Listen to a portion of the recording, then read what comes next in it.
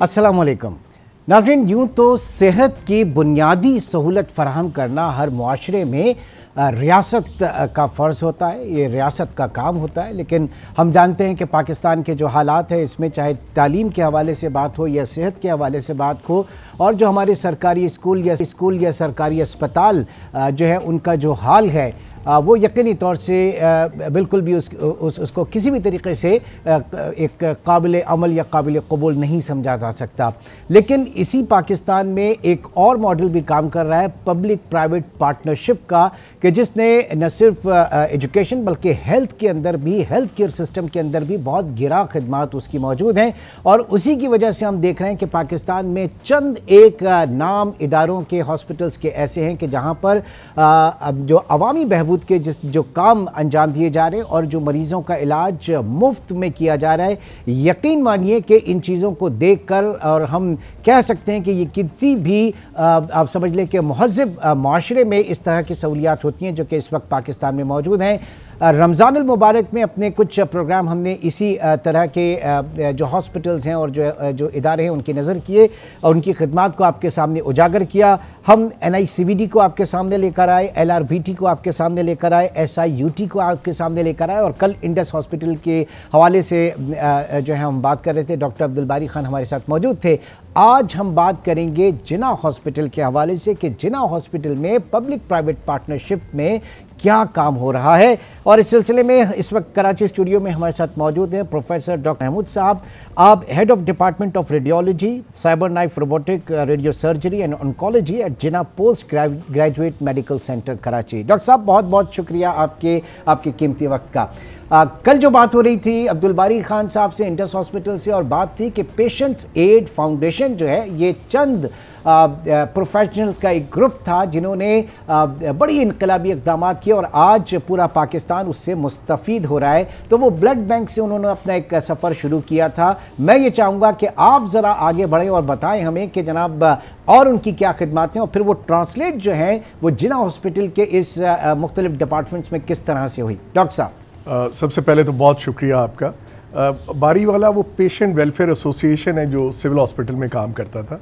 जिना hospital में patients aid foundation. अच्छा, sorry, आपने मुझे करेक्ट किया, बहुत शुक्रिया आपने करेक्ट किया। पेशेंट्स एड फाउंडेशन 1990 के अंदर एक ग्रुप ऑफ कंसर्न सिटीजन, जिसमें मियां जाहिद बशीर साहब जो वफात पा गए हैं, फाउंडर चेयरमैन है, उस तरह मुश्ताक छापरा साहब, और एक ग्रुप ऑफ इंडिविजुअल जो है उन्होंने जिना हॉस्पिटल के अंदर प्रोफेसर जुमा की रिक्वेस्ट के ऊपर एक एक्टिविटी शुरू की।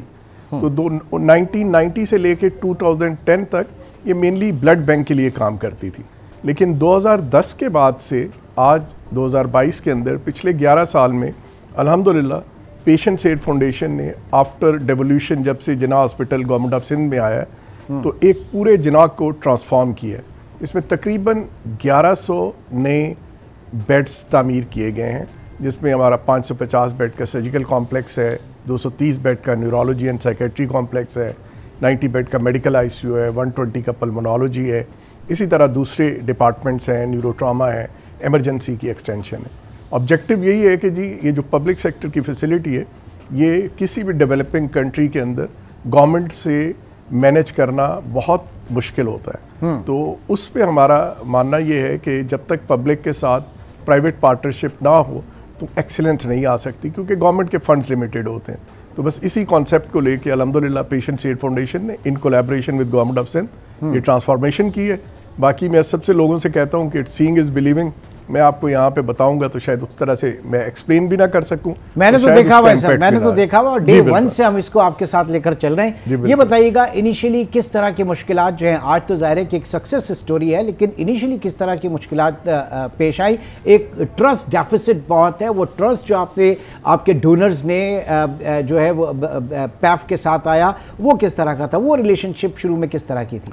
देखिए, सिविल सोसाइटी के जो लोग होते हैं, जो डोनर्स होते हैं, उन पाकिस्तान में माशाल्लाह ख़ास तौर पे कराची में बहुत लोग हैं जो काम करते हैं और काम करना चाहते हैं। अनफॉर्चुनेटली जब पब्लिक सेक्टर के अंदर काम करना होता है तो वो एक बहुत बड़ा चैलेंज होता है, क्योंकि पब्लिक सेक्टर के अंदर जो ब्यूरोक्रेसी होती है उसका एक ख़ास माइंडसेट है। उस माइंडसेट को जब तक अंडरस्टैंड करके उनके साथ आप काम करने का एक्सपीरियंस ना हो या आप उन चीज़ों को अंडरस्टैंड ना करें तो फिर मुश्किल होता है।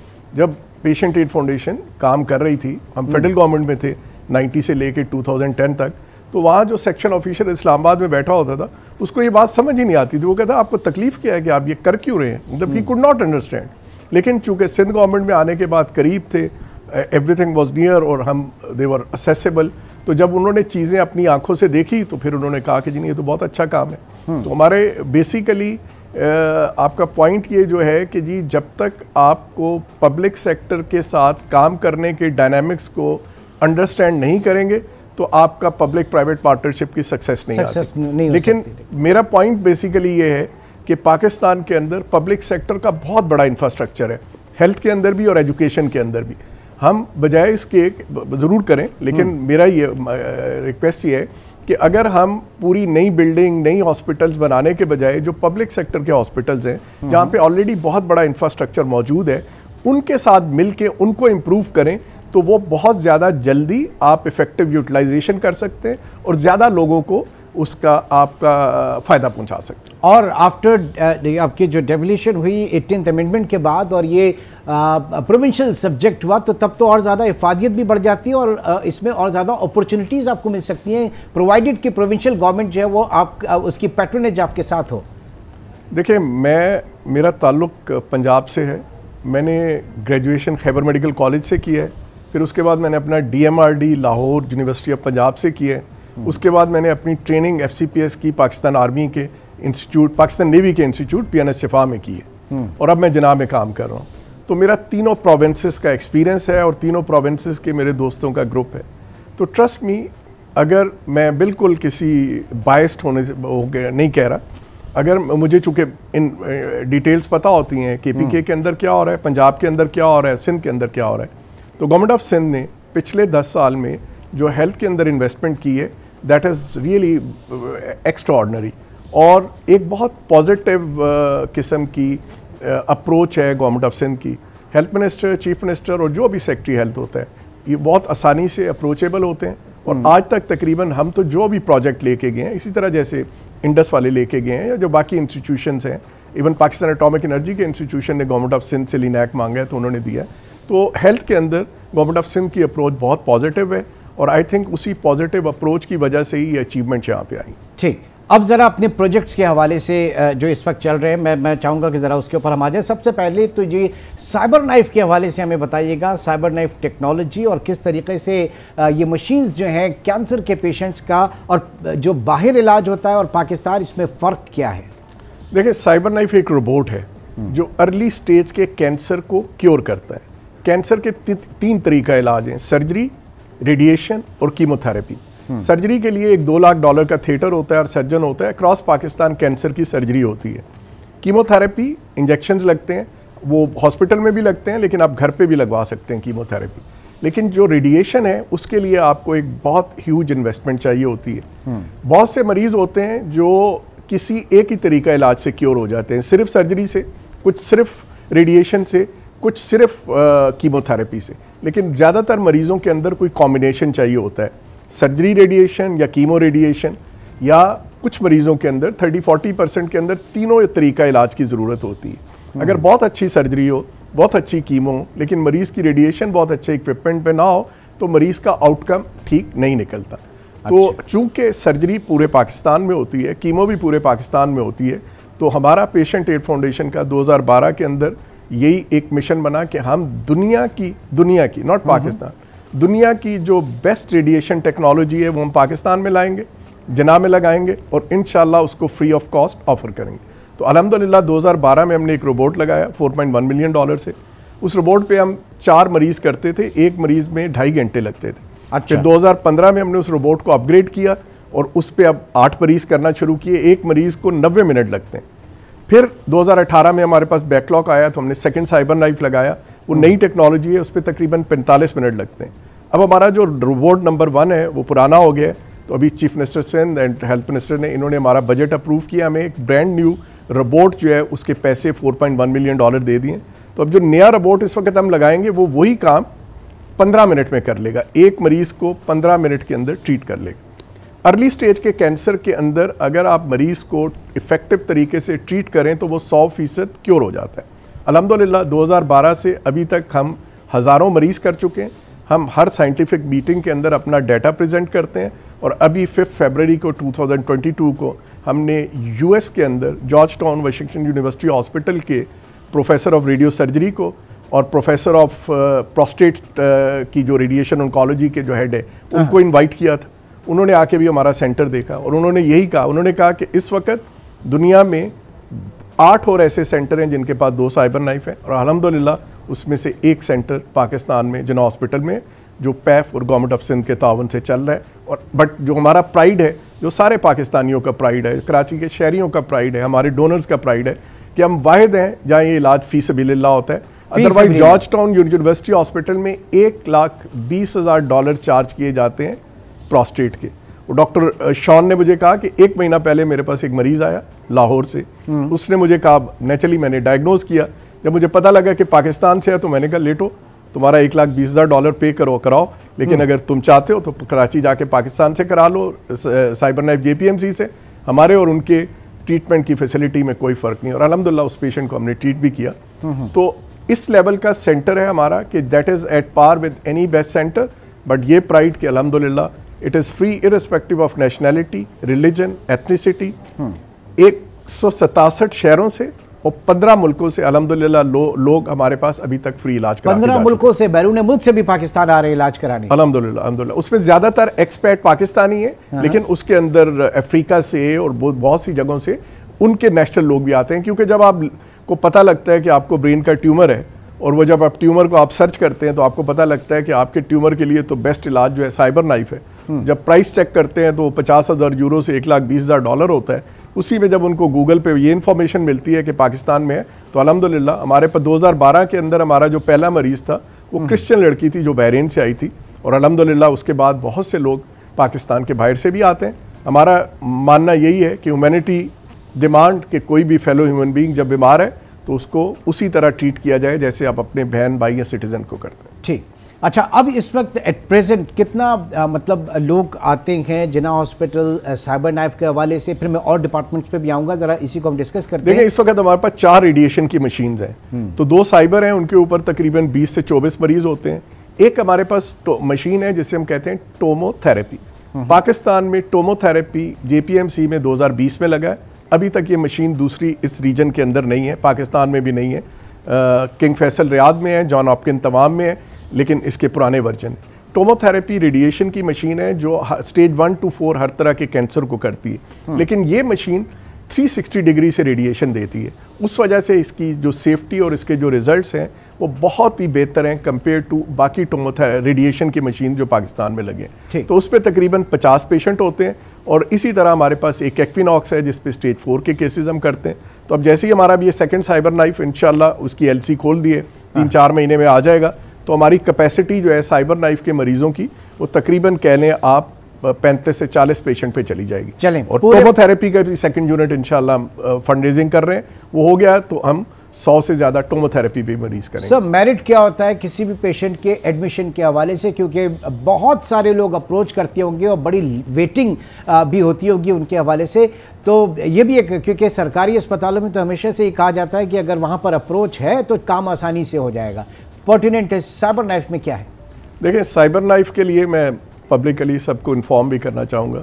हमारी कोशिश ये होती है कि मरीज़ जो कराची के अंदर हैं वो तो ज़रूर यहाँ पे हमारे सेंटर में आए।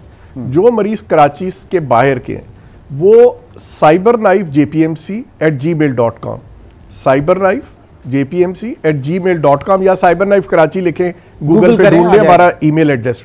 हमारी रिक्वेस्ट ये होती है कि वो अपनी सारी डिटेल हमें ईमेल कर दें। अल्हम्दुलिल्लाह हमारे पास 5 रेडिएशन ऑन्कोलॉजिस्ट की टीम है। विदिन 3 डेज़ हमारी टीम उसके ऊपर बता देती है कि आपका साइबर नाइफ होना है या नहीं होना, या कुछ केसेस ऐसे होते हैं जिनके अंदर हम मज़ीद कुछ टेस्ट मांगते हैं। तो उस वजह से हमारा, चूँकि हम आउटसाइड के जो पेशेंट्स हैं उनको कोशिश होती है कि बाहर से आया तो उसको जल्दी ट्रीट करें जब पाकिस्तान कराची आए, लेकिन वो अगर बगैर, हम बहुत से मरीज़ हैं जो साइबर नाइफ को इज्यूम करके आ जाते हैं और वो बेचारों का फिर साइबर नाइफ मेरिट बनता नहीं। तो चूंकि साइबर नाइफ अर्ली स्टेज को क्योर करता है तो बदकिस्मती से अर्ली स्टेज पाकिस्तान में उतना डायग्नोज होता नहीं। यहाँ तो जब सेकंड और थर्ड लेवल पे होता है फिर जाके पता चलता है पाकिस्तान में। तो इस वजह से हम अपना, जैसे हमने कहा कि यूनिट 1 लगाया, अपग्रेड किया, यूनिट 2 लगाया और अब ये नया यूनिट लगा रहे हैं, तो हमारे विद इन 5-6 वीक्स पेशेंट सारे मैनेज हो जाते हैं। टोमोथेरेपी के ऊपर इस वक्त हमारे पास बहुत रश है और हम कोशिश करें कि सेकंड यूनिट जल्दी से जल्दी लगाएं ताकि वो भी, उसकी भी वेटिंग टाइम जो है वो 4-5 वीक से ऊपर ना जाए। ठीक, अच्छा, और भी बिल्डिंग्स है वहाँ पे जो डिपार्टमेंट हैं, आपके न्यूरोलॉजी डिपार्टमेंट है, इसके अलावा आपका ट्रॉमा जो है वो भी वहाँ पर काम कर रहा है, थोड़ा ज़रा उसके हवाले से भी डॉक्टर साहब आइए, दीगर प्रोजेक्ट्स हैं। देखिए मैं इमरजेंसी से शुरू करूँगा। अब हमारी इस वक्त हम JPMC की इमरजेंसी को रेनोवेट कर रहे हैं। इंशाल्लाह बाय 30 में JPMC की इमरजेंसी रेनोवेट हो जाएगी। बहुत से लोगों ने देखा होगा, लेकिन अब उसकी एक कैपेसिटी भी बढ़ा रहे हैं, उसके अंदर और चीज़ों को इम्प्रूव कर रहे हैं, इक्विपमेंट को भी, थिएटर को भी, सारा। इसी तरह हमारा न्यूरो ट्रॉमा है। न्यूरो ट्रॉमा के अंदर हेड इंजरी के लिए JPMC वाहिद जगह है जहाँ डेडिकेटेड सेंटर है, 24/7 फैसिलिटी है, नो कैश काउंटर। इसी तरह हमारा रेडियोलॉजी का डिपार्टमेंट है जिसमें तकरीबन हर तरह की मशीन है, पेट CT स्कैन है। इस दफ़ा चूँकि हमारे पास एक बड़ा हैंडीकैप था कि पेट स्कैन पाकिस्तान, आपको पता ही है, 80 से 1,20,000 रुपए लेते हैं, बहुत महंगा, ठीक है। और हम वाहिद हैं जो फ्री करते हैं और किसी भी मरीज को फर्क करते हैं, चाहे अस्पताल के, चाहे कहीं से भी आए। उसमें भी हमारे पास बहुत से लोग दूसरे प्रोविंसेस से आते हैं, तो हमारे पास तकरीबन 2000 लोग वेटिंग में हैं पेट स्कैन में। तो हमने CM साहब को एक दरख्वास्त लिखी, उन्होंने हमारी दरख्वास्त मान ली और अब 1 जुलाई से government of Sindh PET scan के किट्स के पैसे पेशेंट एड फाउंडेशन को देगी। उन्होंने हमें 540 मिलियन की ग्रांट दी है जिससे हम अपने साइबर वगैरह इनकी मेंटेनेंस के लिए और किट्स के लिए, तो अगले साल का हमने टारगेट किया है कि हम तकरीबन इंशाल्लाह 4000 से ऊपर पेशेंट पेट स्कैन के करेंगे। बहुत एक्सपेंसिव टेस्ट है, कैंसर के मरीज हैं, सफ़र करते हैं। इस तरह हमारा सर्जिकल कॉम्प्लेक्स है, 550 जरा सर्जिकल कॉम्प्लेक्स के ऊपर भी आ जाते हैं। डॉक्टर साहब हमारे साथ मौजूद हैं, एक छोटे से ब्रेक के बाद दोबारा मिलते हैं।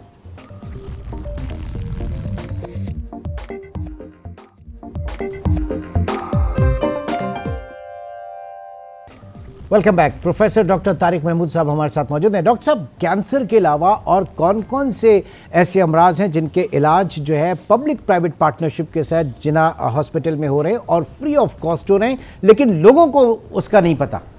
देखें, लिथोट्रिप्सी ये गुर्दे के पत्थर तोड़ने की एक फैसिलिटी है। जिना अस्पताल के अंदर जर्मनी की top of the line machine लगी हुई है, एब्सोल्यूट फ्री फैसिलिटी है, लेकिन शायद लोगों को अभी ज़्यादा इल्म नहीं है। तो मैं आपके चैनल के ताउन से बताना चाहूँगा कि किसी को भी गुर्दे की पथरी की शिकायत हो, जिना अस्पताल में बिल्कुल मुफ्त उसका इलाज होता है। तो उसके लिए बहुत ऑप्शन है क्योंकि अभी भी मरीज़ बहुत कम है, और अगर खुदा न खास्ता किसी स्टेज पे मरीज़ ज़्यादा बढ़े तो हम सेकंड यूनिट भी लगाएंगे, लेकिन अभी भी हमारी मशीन अंडर यूटिलाइज है और top of the line facility है। लोगों को अवेयरनेस नहीं है उसके हवाले से। तो मतलब ये तो आप लोगों का भी कसूर है ना कि सर आप इतना सारा काम कर रहे हैं लेकिन लोगों को पता नहीं चलता। नहीं, ठीक कह रहे हैं कि हमारी कोताही है कि हम प्रॉपरली लोगों को उस तरह इन्फॉर्म नहीं कर सके। अभी को 15 दिन पहले हमने जिना के, चूंकि जिना में एंटर होते ही लेफ्ट पे यूरोलॉजी डिपार्टमेंट है, तो हमने एक बहुत बड़ा सा एक बैनर लगाया है कि भाई यहाँ शौं से मुफ्त इलाज किया जाता है। इसी तरह अल्हम्दुलिल्लाह JPMC के अंदर डायलिसिस की जो फैसिलिटी है उसको भी अभी रिसेंटली हमने एक्सटेंड किया है, ब्रांड न्यू यूनिट्स लिए हैं। ये हमारे दोस्त हैं मुर्तज़ा वहाब साहब ने, इन्होंने भी वहाँ पे डायलिसिस के यूनिट हमें डोनेट किए हैं। तो ये भी फैसिलिटी जो है 24/7 है, एब्सोल्युटली फ्री है। किसी भी टाइम के अंदर खुदा न खास्ता इमरजेंसी में डायलिसिस की ज़रूरत हो तो वो भी JPMC के अंदर होता है। फिर अभी JPMC के अंदर एक न्यूरोलॉजी का और साइकेट्री का नया डिपार्टमेंट बना है। वो भी बिल्कुल इस तरह की फैसिलिटी है जैसे किसी भी प्राइवेट सेक्टर के मुताबिक बनाई गई है। उसकी OPD और उसके वार्ड वगैरह शुरू हो गए हैं, और इंशाल्लाह हम स्ट्रोक की फैसिलिटी जो कि कराची के अंदर नहीं है उसका इक्विपमेंट हमने ऑर्डर किया हुआ है, इंशाल्लाह 2 से 3 महीने में वो भी आ जाएगा। तो जिना के अंदर एक स्ट्रोक का भी पूरा यूनिट क्रिएट होने जा रहा है। और हमारी बात रुक गई थी सर्जिकल कॉम्प्लेक्स के ऊपर, आप कुछ बता रहे थे। सर्जिकल कॉम्प्लेक्स अल्हम्दुलिल्लाह 550 बेड का सर्जिकल कॉम्प्लेक्स हमारा बन गया है। इस वक्त ज़ाहिर है 2018 से उसकी OPD ऑपरेशनल है, वार्ड 2020 से ऑपरेशनल है। उसके थिएटर का इक्विपमेंट कुछ 10 थिएटर का, वो भी 8th फ्लोर का, वो भी अभी आ रहा है। लेकिन इस वक्त हमारी जो जिना में सबसे बड़ी एरिया जो वीक है वो मेडिकल की फैसिलिटी है। मेडिकल के वार्ड्स बहुत पुराने हैं और उनकी हालत, उनका इक्विपमेंट सब बहुत पुराना है। अल्हम्दुलिल्लाह सरदार यासीन मलिक साहब, उन्होंने 4.2 बिलियन रुपीस प्लेज किए हैं और उसमें से तकरीबन आधे पैसे उन्होंने भी दे दिए, और हम जिना हॉस्पिटल के अंदर सरदार यासीन मलिक मेडिकल कॉम्प्लेक्स बनाने लगे हैं। ये 12 मंजिला टावर होगा।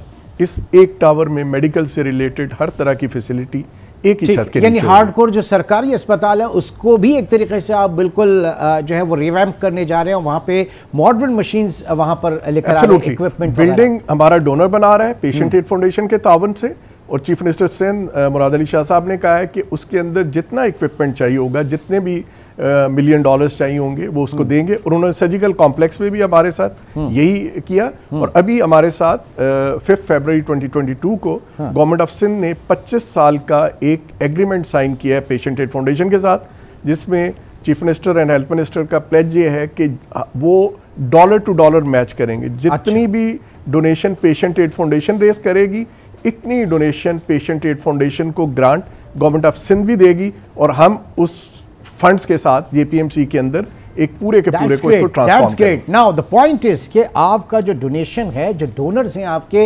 वो मेनली कौन है? क्या सारा अब्रॉड से आता है या पाकिस्तान से भी होता है? पाकिस्तान से होता है तो कहाँ से होता है? क्योंकि इस वक्त तो हम देख रहे हैं कि पूरे पाकिस्तान में वो गरीब बेचारे एक एक आटे की लाइन में खड़े होकर वहाँ पे उनको दिल का दौरा भी पड़ रहा है और जो है स्टैम्पेड भी हो रहा है। बहुत मुश्किल हालात हैं इस वक्त। तो ये मेन डोनर्स हैं कहाँ के आपके, कौन लोग हैं? देखिए, जैसे मैं अपना पेशेंट एड फाउंडेशन का बताऊं, अल्हम्दुलिल्लाह पिछले 11 साल में अराउंड $90 मिलियन की investment through civil society JPMC में हुए, जिससे हमने ये 1100 बेड नए बनाए हैं और सारा इक्विपमेंट वगैरह लगाया है, जिसमें साइबर नाइफ, टोमोथेरेपी और पेट्स वगैरह की फैसिलिटी है। ये सारी की सारी डोनेशन जो है ये कराची के सिविल सोसाइटी से आई है, और टू बी वेरी ऑनेस्ट उसमें मैक्सिमम जो लोग हैं वो मेमन फैमिलीज़ हैं। मेरा ताल्लुक पंजाब से है, मैंने बताया मैंने खैबर से ग्रेजुएशन की है। यकीन करें, ना पंजाब में ना केपीके के अंदर मुझे इस तरह का कोई भी डोनर नज़र आता है, और मैं हैरान होता हूँ कि मतलब ऐसी बात नहीं है। वहाँ पे भी आप देखें तो वहाँ पे जो बिलियनर्स हैं, केपीके में भी और पंजाब में भी बिलियनर्स हैं, लेकिन क्या रुझान नहीं है वहाँ पर? Tons of money. मैं हैरान होता हूँ कि पंजाब और केपीके के अंदर जितना लोगों के पास पैसा है, लेकिन समहाउ अभी तक अल्लाह ने उनको ये तौफीक नहीं दी, या उन लोगों का ये कॉन्फिडेंस नहीं आया कि भाई जब देखें, मैं पूरे ईमानदारी के साथ आपसे ये शेयर करता हूँ कि आज तक जो भी लोग जिसने हमें 1 साल डोनेशन या ज़कात दी है, अगले साल अल्हम्दुलिल्लाह उससे ज़्यादा ही ज़कात या डोनेशन उसने दी है। ऐसा कुछ हुआ नहीं कि किसी के पैसे देने से पैसे कम हुए हो, लेकिन समहाउ ये कल्चर वहाँ पे नहीं है। मेरी रिक्वेस्ट होगी आपके चैनल से, लोग देख रहे होंगे पंजाब के अंदर भी, केपीके के अंदर भी, कि खुदा के लिए आप अपनी वो कहते हैं इन्वेस्ट सेंसिबली, तो सबसे ज़्यादा सेंसिबल इन्वेस्टमेंट यही है कि आप लोगों की भलाई के ऊपर लगाएं, यही आपके साथ कब्र में जाएगा। बाकी महल घर सब यही रह जाने, ये कब्र में जाएंगे। आपको डोनेट करें, बल्कि पंजाब में या केपी में अगर इस तरह के कोई प्रोजेक्ट्स हैं वो वहीं पर उनको डोनेट करें, वहीं पर आगे बढ़ें। एब्सोल्युटली इमरान भाई, हरगिज़ ये नहीं कह रहा कि ये पेशेंट एड फाउंडेशन, मैं ये बात कर रहा हूँ कि अपने अपने इलाके में, अपने गांव में, अपने शहर में, अपने मोहल्ले में, जहाँ भी किसी जगह के ऊपर कोई सरकारी अस्पताल है, कोई तालीमी इदारा है, उनके अंदर अपनी डोनेशन और ज़कात के साथ उनको हेल्प करें और उनको इम्प्रूव करें। ठीक, अच्छा, अब ज़ाहिर के मामला है माली मामलात का, तो ऐसे में इंतहाई ज़रूरी होता है कि जनाब आपके ऑडिटर्स जो हैं, आपकी ऑडिट रिपोर्ट जो है वो शाया होती हो, और ऑडिटर्स वगैरह, और फिर इंटरनल ऑडिट और फिर थर्ड पार्टी ऑडिट भी। ज़रा इसके ऊपर माली मामलात के ऊपर आइए। देखिए, अल्हम्दुलिल्लाह पेशेंट एड फाउंडेशन जो है, PwC फर्गूसन हमारा ऑडिटर है, ये बिग 4 के अंदर है। तो अल्हम्दुलिल्लाह एक तो वो ऑडिट करता है हमारा, और हम हर साल उनकी सेटिस्फेक्शन पे पूरा उतरते हैं। उसके अलावा पेशेंट एड फाउंडेशन की जितनी भी ज़कात है उसका शरिया ऑडिट दारुल उलूम करंगी के मुफ्ती साहब करते हैं। ये हमने एक सेल्फ इम्पोज्ड इसीलिए किया होगा कि लोगों की ज़कात के हम अमानतदार हैं, और हम उसको चाहते हैं कि उसके अंदर किसी किस्म की भी कोई कोताही ना हो। वो हमें गाइड करते रहते हैं, बताते रहते हैं कि जैसे हमारे पास एमरजेंसी है, तो एमरजेंसी में हम 68% से ऊपर ज़कात नहीं इस्तेमाल कर सकते, क्योंकि उनकी असेसमेंट के मुताबिक 32% लोग वहाँ पे जो आते हैं वो ज़कात के मुस्तहिक नहीं होते। तो उन्होंने हमारी एक एक डिपार्टमेंट की एक एक चीज़ को वो असेस करते हैं, हमें गाइड करते हैं, और हम अपनी पूरी ज़कात को शरिया की गाइडेंस के अंदर यूज़ करते हैं। ठीक, शरिया कंप्लाइंट जो है वो वहाँ पे लाजमी होती है। डॉक्टर साहब, अब ये जो सूरत हाल है आजकल आप देख रहे हैं कि इसमें जो महंगाई है उससे सब परेशान हैं, और ज़ाहिर है कि जो आप लोगों के प्रोजेक्ट हैं ये $1 बिलियन के प्रोजेक्ट हैं, डॉलर रुपी पैरिटी के ऊपर आपकी कॉस्ट जो है वो तो कई गुना बढ़ गई होगी, उसके लिए क्या करते हैं फिर? जी बिल्कुल, ये उसको बहुत बुरी तरह से हमें इम्पेक्ट किया है, क्योंकि नेचुरली जो चीज़ें हम पहले बहुत से 1 करोड़ की ख़रीदते थे, अब वो 1 करोड़ 80 लाख के करीब इस तरह चली है। मतलब प्राइस उसकी बहुत ज़्यादा 30-40% बढ़ गई है। लेकिन एट द सेम टाइम अल्लाह पाक की मेहरबानी से हमारा ईमान भी यही है कि हम नहीं चलाते, अल्लाह की ज़ात चलाती है, हमें तो सिर्फ अपना इस्तेमाल करती है एक वसीले के तौर पे। तो अल्लाह की मदद से चीज़ें मदद भी आ जाती है और चीज़ें हो भी जाती हैं। और इस पे आजकल ये जो बहुत सा हर जगह पे जहाँ बैठे लोग नेगेटिव बात ही करते हैं, बिल्कुल बड़ी मायूसी है सर, बड़ी मायूसी है, लेकिन यकीनन हम एक बड़ी ऑप्टिमिस्टिक अप्रोच होनी चाहिए और इस ईमान के साथ कि टनल के दूसरी तरफ जो वो रोशनी भी है। लेकिन इस वक्त हर कोई आप अपने इर्द गिर्द देखें तो बड़े मायूस हैं लोग। देखें, मैं इमरान, पाकिस्तान के अंदर 3 तरह के लोग हैं। एक है जिनके लिए फैमिली फर्स्ट, एक है जिनके लिए पाकिस्तान फर्स्ट, एक है जिनके लिए इस्लाम फर्स्ट। तो अब रियलिस्टिकली देखें तो फैमिली फर्स्ट के अंदर पाकिस्तान की परफॉर्मेंस बुरी नहीं है। जो कच्चे घर में रहता था आज पक्के घर में रहता है, जो पक्के घर में रहता था उसके पास मोटरसाइकिल है, मोटरसाइकिल वाले के पास गाड़ी है। अल्लाह के शुक्र है लोगों के बच्चे पढ़े हैं, पूरी दुनिया के अंदर सर्व कर रहे हैं। तो फैमिली फर्स्ट के अंदर पाकिस्तान की परफॉर्मेंस बुरी नहीं है।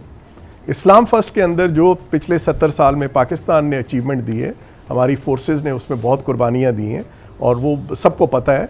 तो उसके अंदर भी पाकिस्तान की वजह से सेंट्रल एशिया के अंदर जो मुस्लिम रियासतें बनी हैं, या अल्हम्दुलिल्लाह हमने बहुत बड़े इंडिया के अगेंस्ट जिस तरह से पाकिस्तान की गवर्नमेंट ने प्लान किया है और हमने अपने आप को सुपर पावर बनाया है और जो हमारी एटॉमिक पावर्स हैं उसके साथ जो स्ट्रेंथ रखी है स्ट्रेटेजिकली, तो ये इस्लाम फर्स्ट है। और इस्लाम फर्स्ट के अंदर हमारी परफॉर्मेंस बाकी पूरी दुनिया के अगर मुल्कों को देखें तो हमारी परफॉर्मेंस जो है एक्सीलेंस के लेवल पे। अनफॉर्चुनेटली पाकिस्तान फर्स्ट के अंदर हमारी प्रायोरिटीज़ सब इदारों की, मेरी भी शायद और बाकी सब की भी, बाकी भी इदारों की कॉम्प्रोमाइज़ हो जाती हैं। वहाँ हमने शायद इंस्टीट्यूशन फर्स्ट के बजाय फैमिली फर्स्ट कर ली है।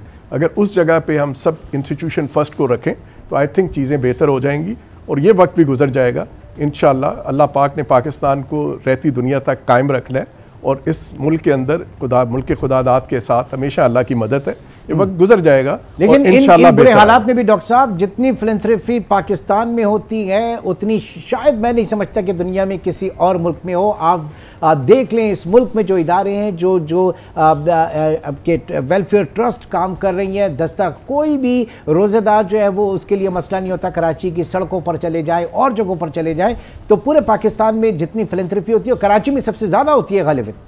बिल्कुल, मैं कहता हूँ लोगों को सीखना चाहिए कराची से, और उन लोगों को अगर ये इसको फॉलो करें तो ये इनकी ज़िंदगियों के अंदर बहुत सी ब्लेसिंग्स आएंगी। मैं एक बड़ी हम्बल फैमिली से मेरा ताल्लुक़ है।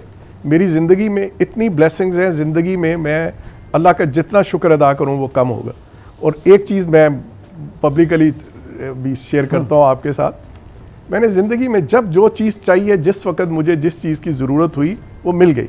मुझे भी दुनिया भर में नौकरी की भी ऑप्शन थी, लाखों रुपए की, करोड़ों रुपए के ऑप्शन से एनुअल के, मैंने उनको सेक्रीफाइस किया। लेकिन मुझे उन सेक्रीफाइस के अगेंस्ट जो ब्लेसिंग्स मिली हैं वो शायद उनसे कई 100 या 1000 गुना ज़्यादा है।